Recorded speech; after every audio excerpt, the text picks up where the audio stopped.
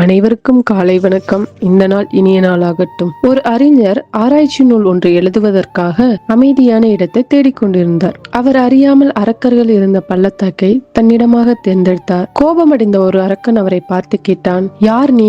இந்த அமைதியான பள்ளத்தாக்கை கெடுக்க வந்தாயா என்றான். தயவு செய்து என்னை மன்னித்து விடு.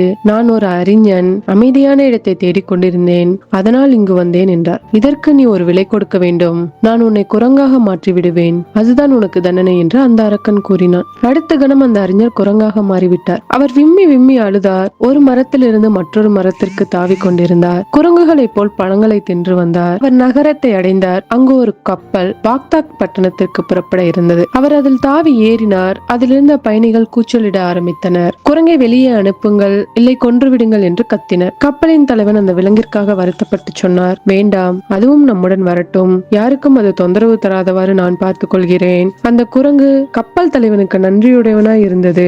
பாக்தாத்தில் ஒரு செய்தி பரவி இருந்தது.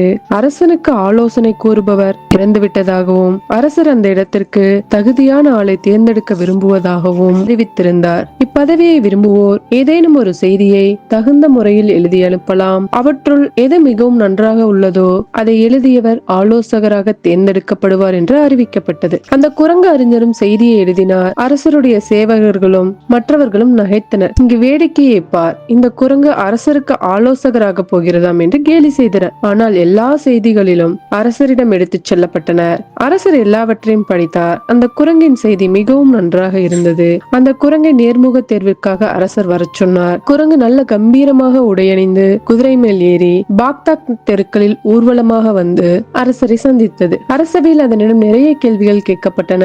அது எல்லா கேள்விகளுக்கும் அறிவுபூர்வமான சரியான விடைகளை கூறியது. அரசருக்கு அதை மிகவும் பிடித்து விட்டது. ஆனால் மந்திரிகள் தடுத்தனர். எப்போதும் அதனால் பேச முடியாது, எப்படி ஒரு குரங்கு தலைமை ஆலோசகராக முடியும் என்றனர். அரசர் தீர்மானமாக இருந்ததால் அவர் குரங்கையே தலைமை ஆலோசகராக நியமித்தார். அவருடைய புதல்வி இளவரசி, இந்த குரங்கு உண்மையில் குரங்கு அன்று, ஏதோ அரக்கர்களின் மாயத்தால் இவ்வாறு மாற்றப்பட்டுள்ளது என்பதை அறிந்தாள். அரக்கர்கள் அவர்களின் மந்திர வித்தைகள் போன்றவற்றை அவள் படித்துள்ளார். அந்த மந்திரத்தால் குரங்கின் தன்மை மாறும்படி செய்தால் அறிஞர் தன் பழைய நிலையை அடைந்தார். அவர் இளவரசிக்கு நன்றி கூறினார். பல ஆண்டுகள் தங்கி நன்றியறிதலோடு அரசருக்கு தகுந்த ஆலோசனைகளை வழங்கினார். அறிவுடையோர் எவ்வுருவில் இருந்தாலும் மதிக்கப்படுவர். இதைத்தான் பரிசுத்த வேதாகமத்தில் நீதிமொழிகள் 15:33 கர்த்தருக்கு பயப்படுதல் ஞானத்தை போதிக்கும், மேன்மைக்கு முன்னானது தாழ்மை.